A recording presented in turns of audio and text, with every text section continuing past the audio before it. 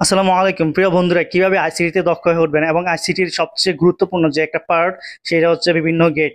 আপনি কিভাবে গেটের বিভিন্ন প্রকার, একটা গেট থেকে আরেকটা গেটে কিভাবে রূপান্তর করবেন, কিভাবে সত্য সারণী তৈরি করবেন, সেইটা জানার জন্য জাস্ট ভিডিওটা দেখবেন। গেট তো আমরা জানি আইসিটির খুবই ইম্পর্টেন্ট একটা চ্যাপ্টার। গেটকে প্রধানত দুই ভাগে ভাগ করা যায়। একটা হচ্ছে মৌলিক গেট, দুই নম্বর হচ্ছে যৌগিক গেট। এখন মৌলিক গেটকে আবার তিন ভাগে ভাগ করা যায়। কি অ্যান্ড গেট, দুই নম্বর হচ্ছে অর গেট, তিন নম্বর হচ্ছে নট গেট। আর যৌগিক গেটকে আবার দুই ভাগে ভাগ করা যায়। এক নম্বর হচ্ছে সর্বজনীন গেট, দুই নম্বর হচ্ছে এক্সক্লুসিভ গেট।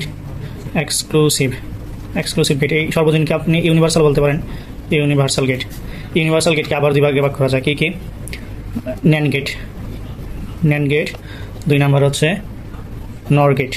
আজকে আমরা পড়বো ন্যান্ড গেট এবং নর গেটকে কীভাবে রূপান্তর বা পরিবর্তন করা যায় একটা থেকে আরেকটা। আর এক্সক্লুসিভ গেট হচ্ছে আবার দুই প্রকার।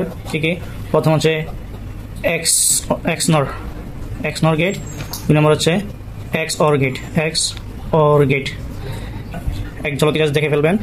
মৌলিক গেট, যৌগিক গেট। মৌলিক গেট তিনটা কি and gate, or gate, not gate. আর যৌগিক গেট কত প্রকার? যৌগিক গেট দুই প্রকার। কি ইউনিভার্সাল, দুই নম্বর হচ্ছে এক্সক্লুসিভ। ইউনিভার্সাল গেটকে আবার দুই ভাগে ভাগ করা যায়। কি ন্যান্ড গেট, নর গেট। আর এক্সক্লুসিভ গেটকে আবার দুই ভাগে ভাগ করা যায়, এক্স অর গেট, এক্স নর গেট। আজকে আমরা শুধুমাত্র শতক সারণী দেখবো আর কিভাবে ন্যান্ড গেট, নর গেট করে এটা দেখবো। দেখুন অ্যান্ড গেট কি? অ্যান্ড গেট মানে হচ্ছে গুণ। ধরুন আমি দুইটা ইনপুট নিলাম, এ বি। এই যে এটা হচ্ছে অ্যান্ড গেট। এটা কি হলো? আমার এ বি গুণ হয়ে গেল। এটা যদি সত্য সারণী আমি বের করতে চাই, কীভাবে করবো? দেখুন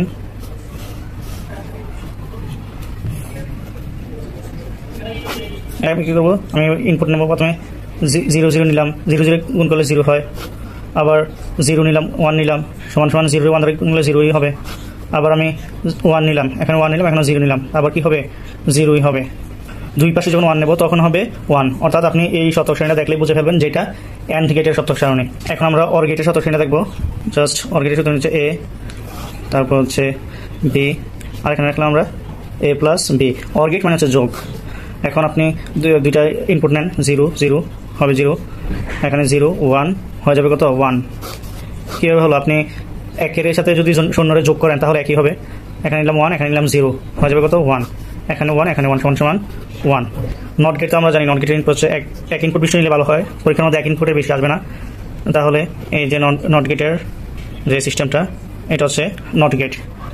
এটা হয়ে যায় এবার, এটা মানে ওয়ান্স কমপ্লিমেন্ট হয়ে যাবে। এখন যদি আপনি এই নট গেটের এটা শতক সারণী বের করতে চান তাহলে এই যে আঁকবেন, এটা হচ্ছে 1 আর এটার ফলাফলটা তো ওয়ান্স কমপ্লিমেন্ট হবে।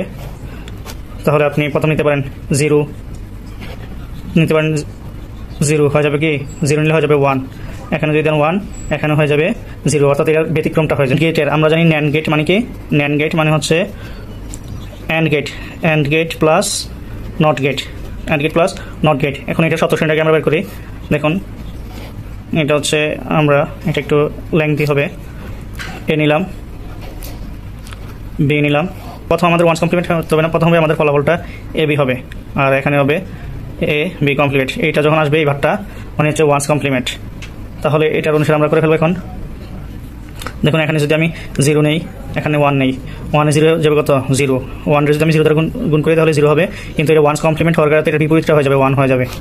এখন যদি আমি আবার এখানে 1 নেই, এখানে 0 নেই, এখানে হয়ে যাবে 0, কিন্তু এখানে হয়ে যাবে 1, কারণ উল্টোটা হবে। এখানে যদি আমি ইনপুট 1 নেই, এখানে যদি 0 নেই, আবার হয়ে যাবে 0 গুণ করলে, কিন্তু ওয়ান্স কমপ্লিমেন্ট করলে হয়ে যাবে এটা 1। এখন যদি এখানে আমি 1 নেই, এখানে 1 নিলাম, এখানে 1 নিলাম, তাহলে এখানে হবে 1, কারণ 1 দিয়ে 1 গুণ করলে হবে 1। এখন ওয়ান্স কমপ্লিমেন্টে কী হয়ে যাবে? এটা 0 হয়ে যাবে, 1 থাকলে 0 হয়ে যাবে।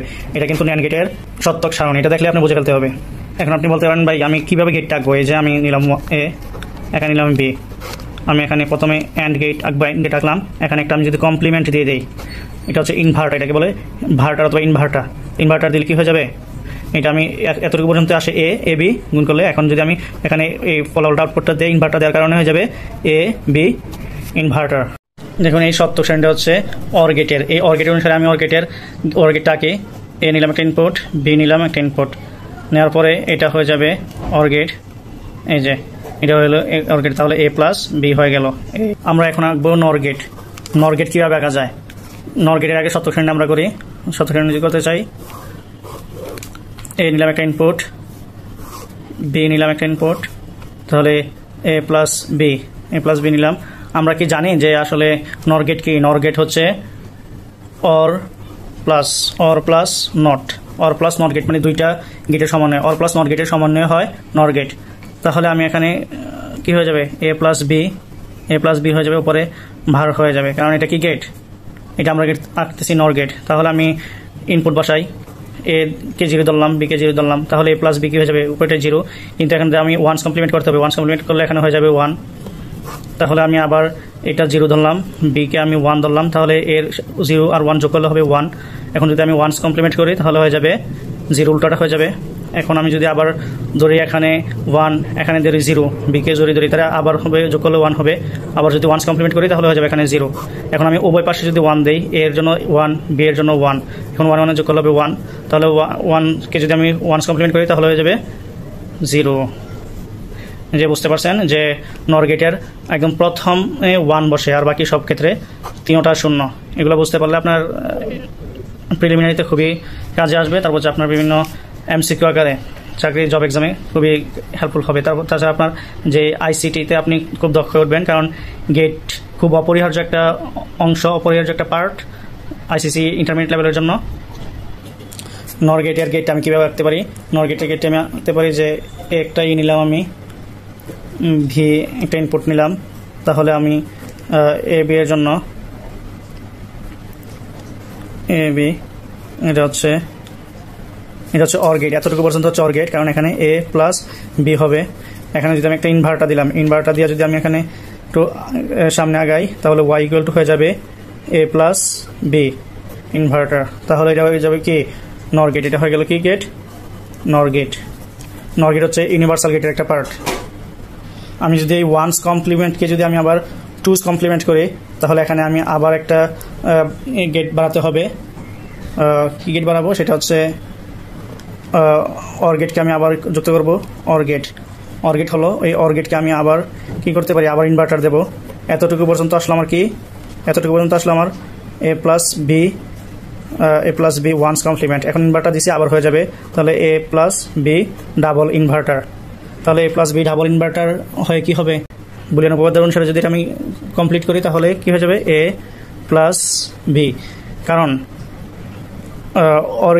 অর গেট এ যদি ডাবল কমপ্লিমেন্ট থাকে, নর গেটে যদি 2's কমপ্লিমেন্ট থাকে, তাহলে পূর্বের অবস্থায় ফিরে আসে। অর্থাৎ এটা আবার কোন গেটের অবস্থায় ফিরে আসছে? অর গেটের অবস্থায় ফিরে আসে। এটা কিন্তু এখন নর গেট নেই, এটা হচ্ছে অর গেটের অবস্থায় ফিরে আসছে।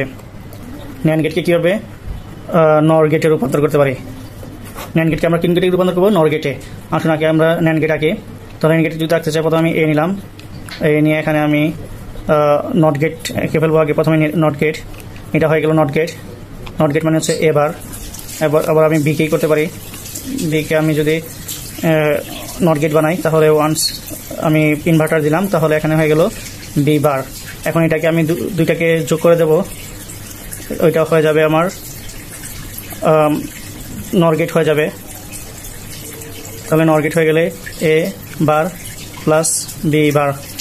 এটাকে আমি আবার ন্যান্ড গেটে রূপান্তর করবো। তাহলে এটাকে আমি এখানে একটা পাশে একটা ইনভার্টার দিয়ে দিলাম, তাহলে এটা হয়ে গেল এখন A plus A bar plus B bar equal to whole bar.